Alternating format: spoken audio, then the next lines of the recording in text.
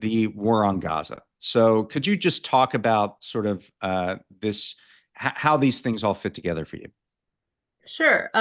One of the things about this piece that has been really interesting is how interesting other people seem to have found it, and thought-provoking when I had been thinking about this for a year, and it all seemed very obvious to me that these things were connected in this way.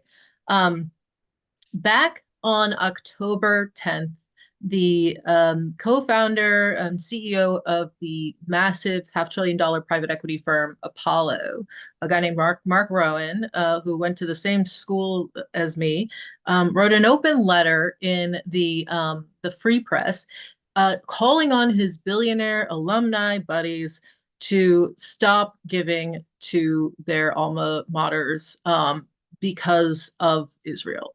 Essentially because in the way in his explanation, the this atmosphere of wokeness had enabled anti-Semitism to fester on campuses and then also elsewhere in the world, and basically, naturally culminated in October 7th. The backstory was that there had been a Palestinian literature festival at Penn in September that a bunch of billionaire donors had been very angry about and asked, essentially all but asked the president to cancel. And basically that had been a prior, area of tension, and now he was going to use the opportunity of October 7th to kind of start a billionaire revolt against the Ivy League. And it seemed really clear at the time. I found this really shocking and disturbing, as um, you know, somebody who does not believe that there's rampant anti-Semitism um, in our college campuses. It, that the fact that the administrations of these universities were sort of bending over backwards to say, oh, what can we do? How can we be more uh, how can we, appease your demands, and how can we be, how can we suppress the speech of pro-Palestinian students more? It was one of those things that, I other alumni of Penn I talked to were not at all disturbed by this donor boycott. Um, but it was something that really seemed to signify a larger um, shift to me, which was um, against the left, a billionaire revolt against even the center left in America. And they, as everybody who watched the sort of anti-Semitism show trials on in the House Education Committee, um, knows, the presidents of three Ivy League schools were sort of resigned in disgrace. Um, and there was this massive sort of shift on college campuses toward a real crackdown on speech against the genocide, even as the genocide became much. And I, from myself, believe that from the October 8th announcement that we're going to starve these 2.5 million people to death, I've found it to be a obviously genocidal war from the beginning. That has, since been, that terminology has since been, accepted by, I think, um, a large swath of, the United Nations.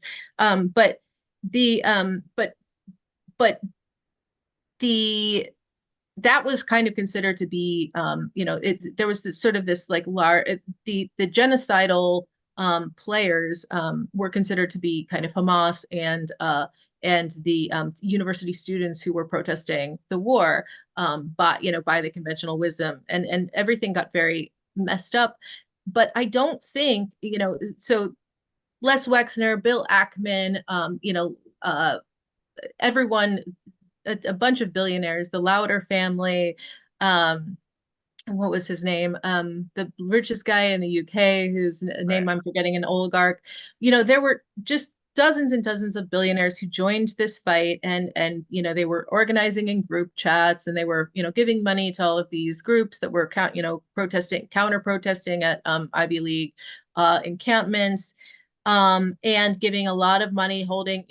Mark Rowan had a fundraiser for Virginia Fox, chairman of the House Education Committee. Of course, Elise Stefanik raised a lot of money off the back of this. So this was this massive sort of movement. And was it about Shift Israel? to the right, right. Yeah, So, I don't, my so feeling was that this was not principally about Israel. right. Um, This is it what's was, important because, I think a lot of people would say that the Biden administration has been very complicit in what's going on. And so the question would be, well, why would this group of oligarchs punish an administration that was, nominally in sync with their vision of what Israel was doing? And you make this switch to say, well, actually, there's some ulterior motives that these billionaires have, right? right. And I think that I think that the idea was to defund the Biden administration ultimately, and to kind of defund this centrist establishment that had allowed, sort of a few things that they didn't approve of, like um, you know, generally wokeness. But essentially, what was their beef with the center establishment? I think that it was pretty clear from having watched a lot of CNBC and read a lot of the Wall Street Journal op-ed pages, that there was a massive Right. billionaire and corporate America backlash brewing against the Biden administration. Right. um, I mean, what is it like every 10 days there's an editorial in the Wall Street Journal attacking Lena Khan since she was actually appointed as FTC chair. I mean, I literally, believe, yeah, there have been more than 100. And there was a similar, and the Chamber of Commerce specifically also, spent hundreds of thousands of dollars on a anti-Rohit Chopra campaign, the head of the yeah. CFPB. So yeah, this was, and labor was the other thing. It was just so clear. Larry Summers and Jay Powell made it very clear when the interest rate shocks began, that this was their attempt to raise unemployment and break labor. Why? Because there had been a lot of successful strikes and a lot of successful union Yeah. organizing movements, and they wanted to nip that in the bud. Um, and So I mean, yeah, what's interesting here is that Kamala Harris, who certainly never tried to show an inch of deviance from where the Biden administration has been on this particular subject.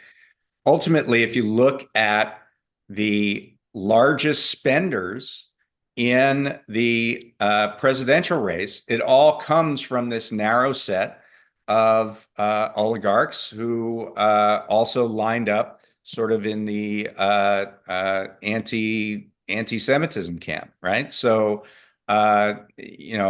whereas normally there's sort of lots of money on, I mean, there was a lot of money on both sides because Harris outraised Trump in a major way, and she had plenty of resources for the campaign.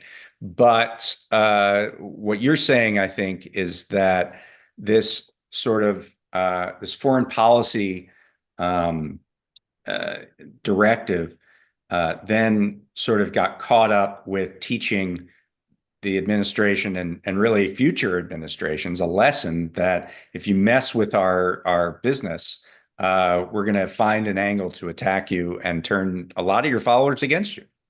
right. And I think that you see that. I mean, obviously, the the immediate response, the immediate outcome of this backlash that began like on October 10th, I would say, it was to instill terror in the hearts of anybody who didn't have, you know, convictions about the state of you know, Israel and Gaza and you know, everything else. And all of those people without convictions, you know, those people are very well represented in the upper echelons of the Democratic Party and the upper echelons of the Ivy League. I mean, those are the people who run this country.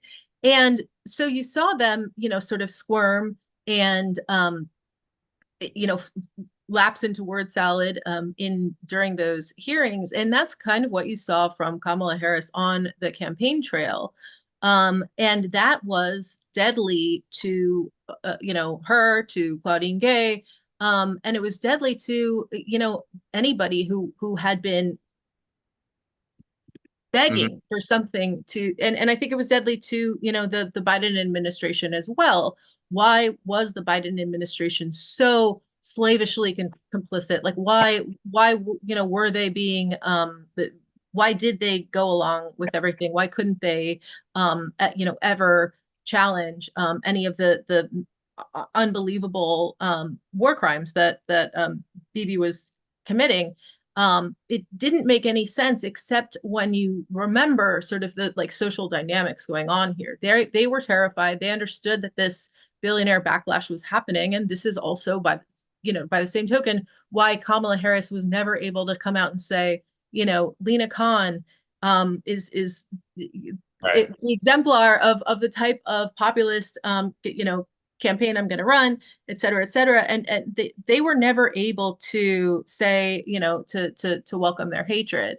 And like I said, you know, very early on, John Huntsman, a Mormon billionaire, joined this fight. Obviously, Elon Musk is not Jewish. I mean, this was not a about Israel at its heart. Right. Israel was a, you know, for some of these especially the older, kind of more established billionaires, some of it was, but for the ones, you know, like Elon Musk, who have a lot on the line in the administration, this was, you know, this was their reaction to what had been a sea change in the mentality of our regulatory apparatus. Right. And I think that like I think that and then you saw that in the donors, like the fact is that yeah, Kamala did raise a lot of money, but you know, Mark Cuban didn't even give her any money. I mean, there were like she did have backing from, you know, people like Reid Hoffman, some you know, old school oligarchs. But if you look at the amount of money that you know, certain billionaires were pouring into these campaigns, your Peter Thiel types, but you know, also there was the There's something like Jeff a Yass. stat about how I think 150 families gave $2 billion in the campaign. And it represents, I think, something like one out of every $6 that was spent on the election came from 150 families. And And yeah, most of those, I think 70% or more, went to support Republicans and Republican efforts in the campaign. and if you also think about it too, I mean, just the influence of Elon Musk. There's a great story in the Washington Post today. Well, the information inside it is great. I think that the framing is a little off. Inside the Republican false flag effort to turn off Kamala Harris voters.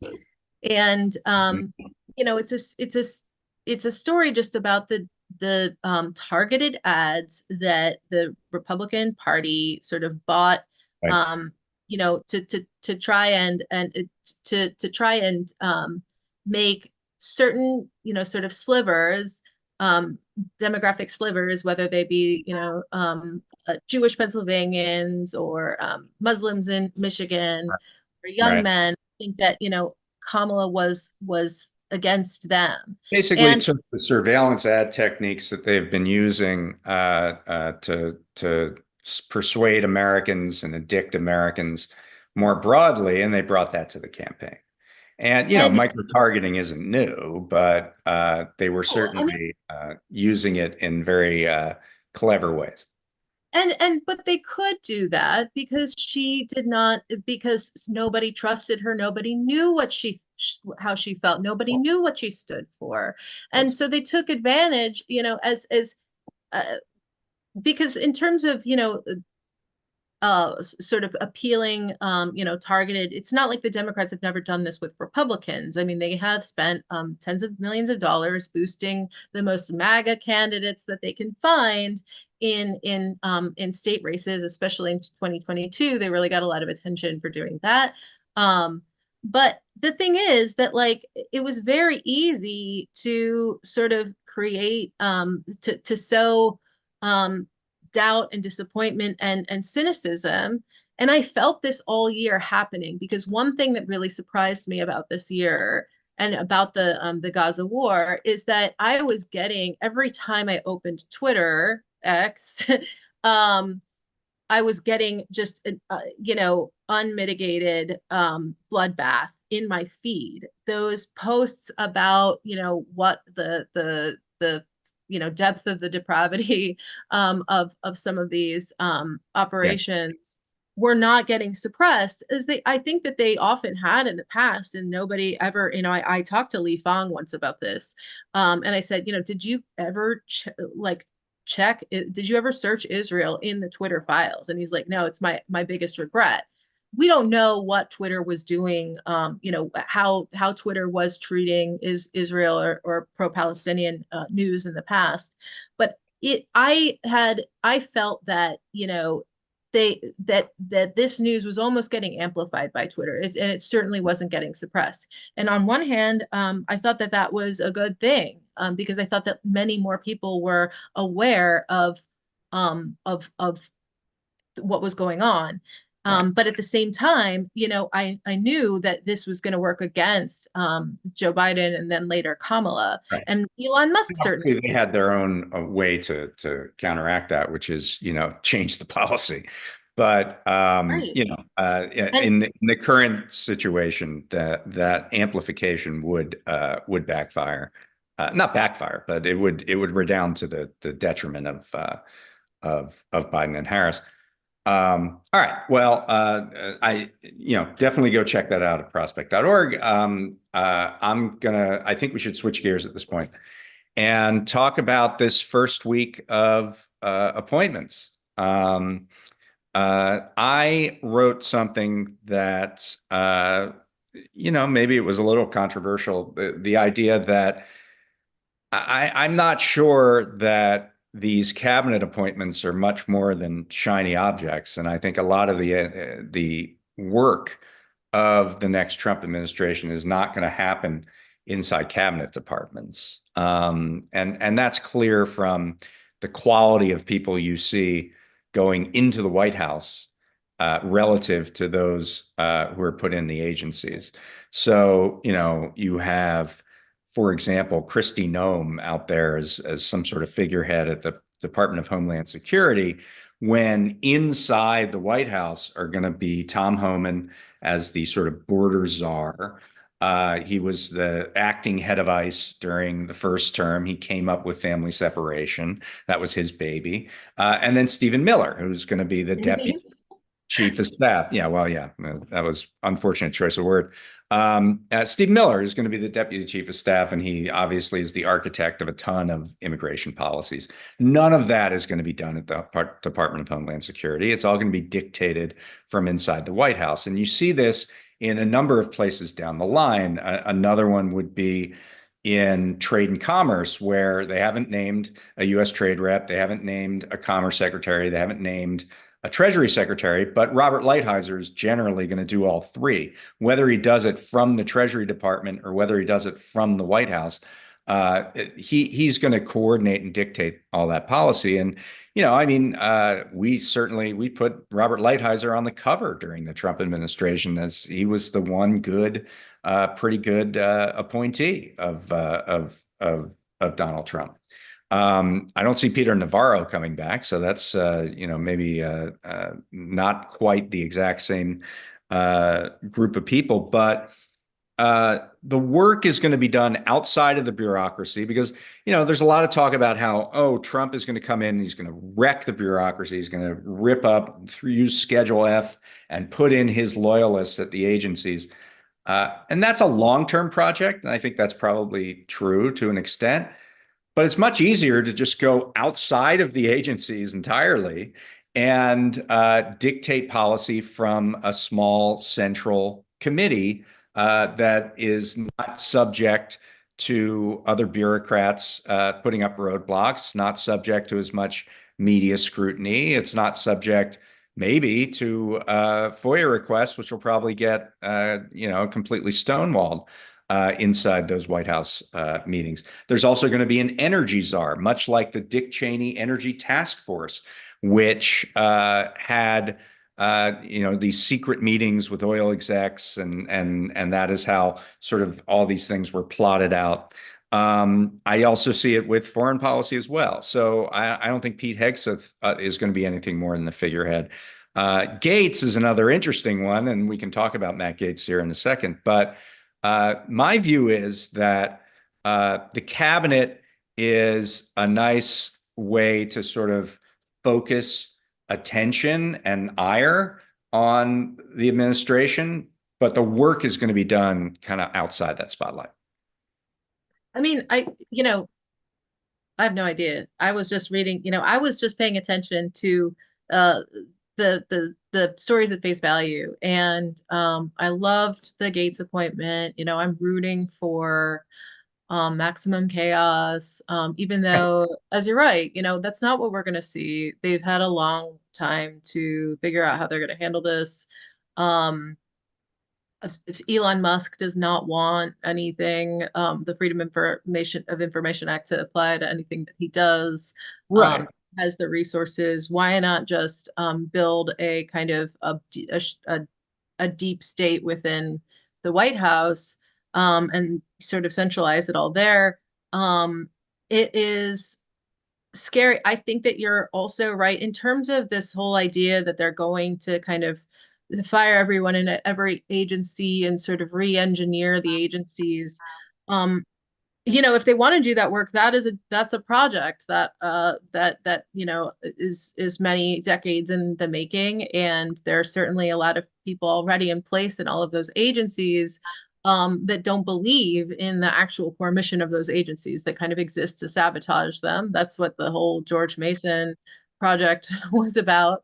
Right. So I'm sure that they have. I mean, the right has um, they have organization. The question is, what does what's Trump interested in? What isn't he interested in? Because I think that in what we'll see in this White House is that you'll see a lot of folks like Elon Musk and um, Vivek and Steve Miller, and they'll have license to sort of work on their own things independently, and it'll be up to Trump to sort of rein them in if he decides they're politically Well, unpopular. I don't know if called, yeah. I mean, I don't know if I call it rein it in, uh, but yes, you're going to have a lot of big personalities making these, undergoing these projects. And the problem is that in the Trump orbit, there's only one sun, right? Like there can't be anyone as big as Trump in the course of this thing. You can already see Trump getting annoyed with Elon. Like, and I there have hope even been so. quotes where Elon has not sort of picked up on the fact that he's being very annoying. And I think Trump thinks Elon's very convenient for him, that, to have a super rich guy that has contacts in China, that has contacts in Russia, that, just having him by his side is helpful to Trump, but Trump is not going to want to be overshadowed by anybody, right? And so, to the extent that any of these things put Trump in trouble, he will jettison them at the earliest opportunity. I mean, that's what he's always been about. And so, this centralization makes it difficult I think, because the, it's just going to make it be, because of the way Trump operates, because of the way that he's going to try to distance himself from any negative things. If it's all happening in the White House, it's just more difficult to do that, and to maintain a functioning government. So I think that's my early kind of focus on this. But the Gates thing is interesting. Let's get into that. It's undeniable. Like, it's just a fact that Gates has had, he's a conservative. He's been on the side of some of these investigations into corporate power and stuff. However, I look back and think about Merrick Garland. So Merrick Garland gets named Attorney General, and Merrick Garland clearly is pushing for either Karen Dunn, who was an Amazon and Google attorney, or Susan Davies, who was a Facebook lawyer, to be the head of the antitrust division. That's what he wanted. That's what Merrick Garland was comfortable with. Merrick Garland officiated Karen Dunn's wedding. He is very tied in with those people, and it didn't work. The administration had its own ideas, and it did not matter who was in charge of the department. That person was not going to get to be in charge of the particular agencies. And so, just because Matt Gaetz, and who knows if he can get confirmed, and now there's this sort of political football with this House Ethics Committee investigation, this report that's written but has not been released, and I think almost certainly will get released and leaked in some form or fashion. And that's going to be really negative for Gaetz. But even if he survives, even if there's recess appointments or whatever, the way that he might survive, even if that happens, I don't think that just because he's that he is the attorney general, that's going to mean it's just not going to dictate everything, especially because he's someone who doesn't have prosecutorial experience and doesn't know the office. Trump has already put in as a deputy attorney general his personal lawyer. That's what this is about. It's about vengeance against his enemies, and that's what the focus is going to be at DOJ. As far as the antitrust division, I think that's a separate conversation. I don't think that it's dictated by the presence or absence of Matt Gaetz. I feel like the Gates thing seems almost like, the an excuse for Gates to resign. I just don't think that he's going to make it anyway. Because again, he is just the investigation, the extortion, the like driver's license manufacturing, like Hmm. the craziness that I still, I don't even remember the wackiness of that scandal. I'm still meaning to go back to it. But it is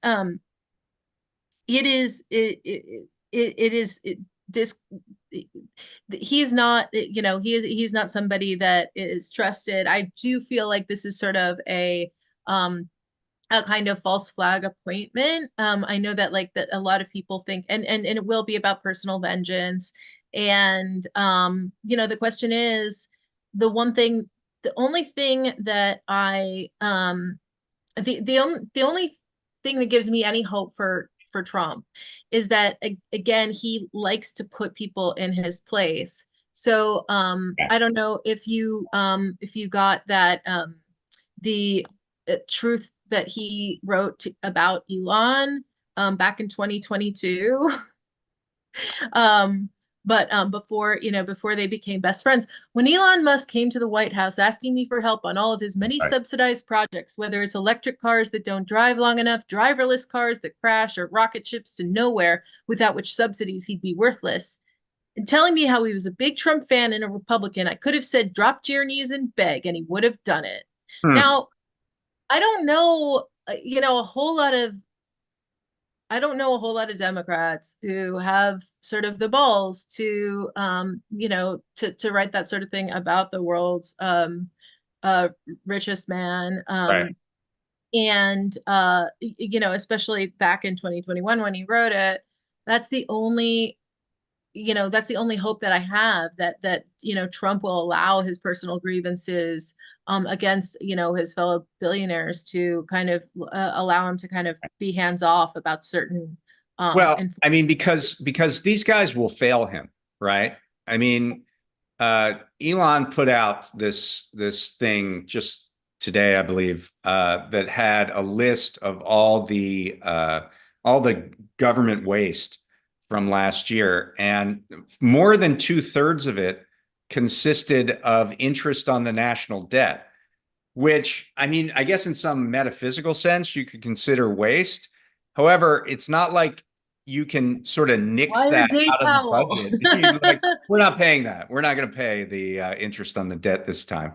It's just a metaphysical reality, and it's Jay Powell's reality, right? For Yeah, raising rates. So the there is not going to be this sort of systematic reckoning of waste or abuse in the federal budget, even though, and we've talked about this, there could be. It's just in such sacred cows that, particularly to Republicans and Republican ideology, that it's not going to be touched. And the two examples we have are the defense budget, the massive overruns in the military budget.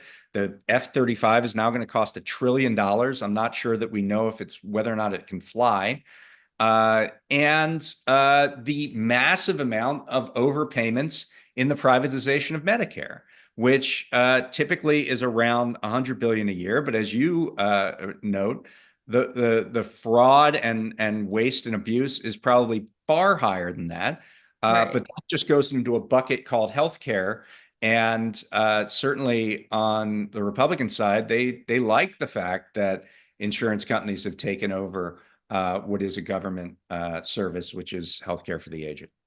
Right. And Medicare fraudsters are, I mean, again, as the Rick Scott's Yeah, he was almost the leader of the Republicans in the Senate. yeah, I mean, he would again, they know how to, to work their way and to, ingratiate themselves. It's really difficult to kind of crack down on that stuff. And I don't see, the Biden administration has been pretty pathetic in that realm. For all the good they've done on antitrust, they seems like they defunded, the just overall white collar fraud enforcement. Yeah. So, there are so many areas where I would love to help out Elon Musk. But I don't see, I also just, Elon Musk is on a lot of drugs and he's got a lot going on. I mean, do we even see him like sticking this out? Right. He Um, could get bored with it very easily. As far as, I mean, you bring up a good point, not just about DOJ corporate enforcement, which is not the same as antitrust enforcement. And the corporate enforcement, criminal and civil, has been far below even the Trump levels in the Biden administration. That's important to note.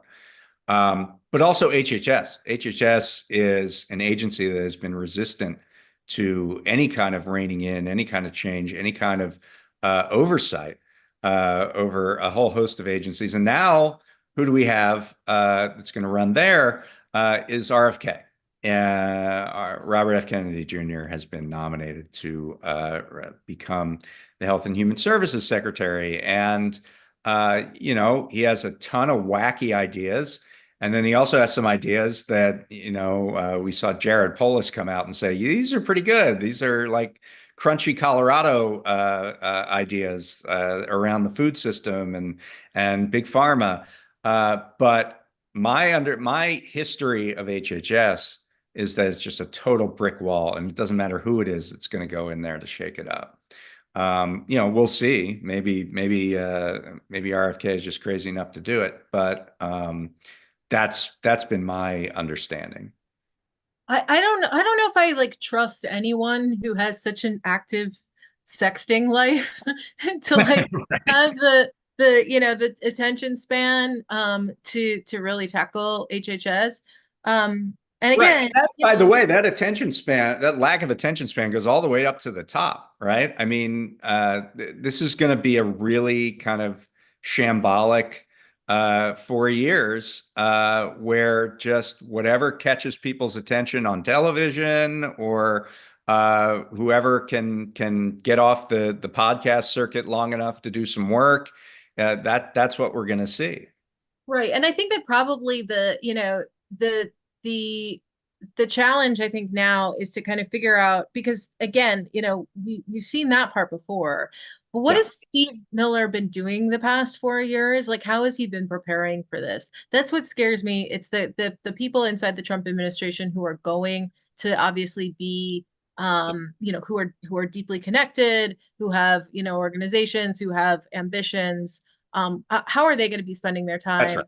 That's a really great point because there are some who have clear goals, who have a clear ideology, who have who are on a crusade, as it were, to get things done. That's why I think that if you want to look to really what animated Trump's movement in the first place and what he always fell back on uh, time and time again in the last 9 years, it's the border, it's immigration, and it's what will be priority one, essential kind of cleansing of the country of these immigrants, and I think in the first term, by the way, which there were more deportations under Obama than there were Trump. So in the first term, I think there wasn't as much of an understanding of the architecture of this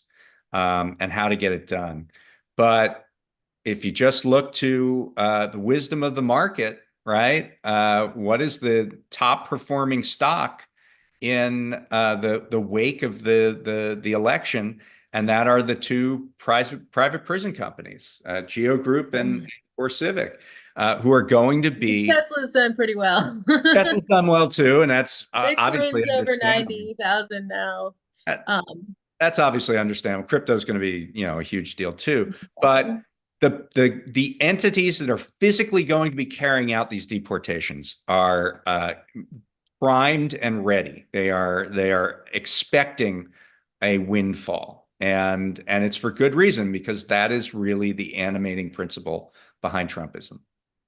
yeah. And I think that you know, one problem, and when you talk about deportations, um, this is at the crux of it. People have gotten sick of the way that the media covers Trump. People don't like resistance liberals generally. I don't really like resist. I'm sorry, like I don't mind y'all, but like sometimes a lot of the reactions to Trump's election, again, the melodrama in the face of like obviously there's been a genocide going on for a year now, and the Biden administration, Kamala couldn't be moved to renounce it. And I think that like even if, again, like even if at some point you have to have it's going to be difficult to cover, whatever Trump does in Israel, which is going to be ghastly. As a result of that, what needs to happen is that people who were with him this time, the Joe Rogans of the world and Theo Vaughns and anybody who kind of moved over to his corner, they're the only ones who are going to have the sort of credibility to criticize him now. And that's basically, and I'm still struggling with sort of how to kind of cover him in a way that sort of shows how much he has sold out his Yeah, that's what I was going to ask. And I think more generally, I think as an organization, we're trying to figure out, how to cover this well. In 2020, we did a thing called Mapping Corruption that looked at every agency of the federal, not every agency, but many of the agencies, the top agencies of the federal government under Trump, and looked at it from a variety of angles, not just personal self-enrichment, but the ways in which the agency had been just sort of sold off to corporate America, or the ways in which there were certain cronies who were in charge, and what were they getting and out of it, and things like that. I mean, I think that has to be sort of at the core of what we do. But I think there's going to be a little bit more to it than that. What do you see? Oh God. I don't know. It's like it's still this is for some reason I was not, even though I was prepared for this. The polls really, I felt like I felt so fooled. Yeah, Because when it happened again, I wasn't really surprised. I kind of there's somewhere where I knew that this was coming, yeah. and I guess I was also not prepared for The polls the were close. I think the narrative around the polls were what was different. I think the polls were, within two to 2.5 points, which is kind of where you normally expect the range to be. I think there was a lot of hype about the ground game. There was a lot of hype about, oh, and this last week, this guy made a joke about Puerto Rico, and all the Puerto Ricans are moving in a right. particular direction. I even got caught up by that. Yeah, A lot absolutely. of hype about, certain factors that were going to play, this idea of last minute late deciders moving to Harris.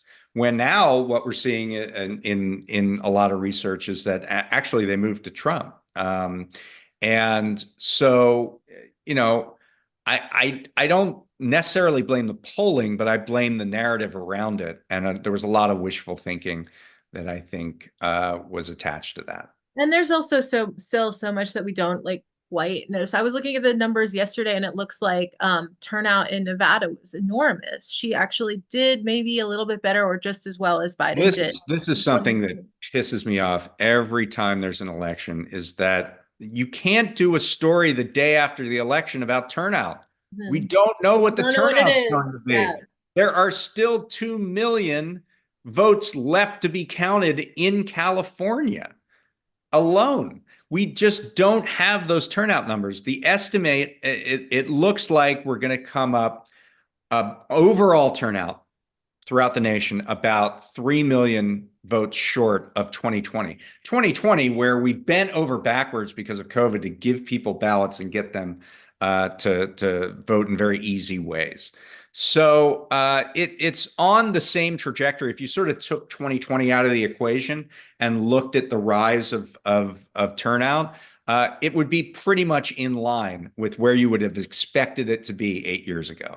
That was not the problem. It was people shifted their allegiance Right. away from Democrats and toward Republicans, particularly, I mean, really across the board, but particularly in large cities, which where a lot of residents see a lack of good governance. And it's a huge problem. I mean, we're going to do in our next issue a housing symposium that makes the point that the blue wall is not going to exist after the 2030s, because migration patterns are such that New York and California are going to lose a lot of electoral votes, and Florida and Texas are going to gain them. In 2032, in that election, it is likely that a candidate could come along and win the entire blue wall. A Democratic candidate wins Pennsylvania, wins Wisconsin, wins Michigan, and loses the election because they won't have enough electoral votes to get there. They barely have enough right now, but they won't after 2030 census. So, I think what we're seeing is that Democrats have locked themselves into kind of a losing battle because of a poor governance in the cities and in the big cities and on the coasts, and in part because of sort of the ways in which they have alienated other parts of America. And that's going to be the challenge of the next 4 years, to figure out how to, stop doing that and find candidates that are a little more authentic. And I'm sure they're doing, I mean, I don't know what to think. I was a little bit surprised by some of the honesty that you saw in the early days from some of the more Mhm. cynical suspects, but fundamentally, it's very difficult to imagine them doing what needs to be done. Um, Well, look, I mean, Rahm I feel like, Emanuel is going to be the DNC chair. You're not going to see a whole lot that's going on that's different, and that is sort of an upswell of movement. Fortunately, he's pissed off so many people that I don't know that he can get the amount of votes. We did have one question I will go to. I'm yeah. sorry I didn't get to it sooner. It's about the Department of Transportation. Jared says there's an argument that since high-speed rail is going on in red states, support will be bipartisan. Might must be the transportation czar who kills it nonetheless. I mean, we're probably going to see federal grants to the Boring Company, right? This ridiculous idea that Musk has that you can make tunnels underground that pull Teslas along, and that's the new public mass transportation. It's the most idiotic thing I've ever heard. The idea that you can, well, we'll evade traffic by building underground. So the line for to get underground will then be the traffic. It's absolutely absurd. Maybe he's become bored with it, but he certainly hates public transportation. And I'm sure that Amtrak and other mass transit funding from the federal government is going to be on that list of things in the Department of Government Efficiency to just nix out, because that's something that he personally hates and personally sees as a threat to his own business. And we can also talk about the EV rebate. That's probably the first thing that's going to be cut, and that's Tesla like pulling up the ladder because they can handle not having an EV rebate, but other small Rivian EV manufacturers cannot. can. And Ford and GM will probably cut their investments in EV if they don't have a way to get it to people for more, where the government pays some of the freight. So that is like an attempt to sort of monopolize the market for electric vehicles. And I think that's a really dangerous prospect. So we are out of time. Mo, as always, thank you so much for being here. Appreciate it. And we will be back next week with the weekly roundup. And thank you guys for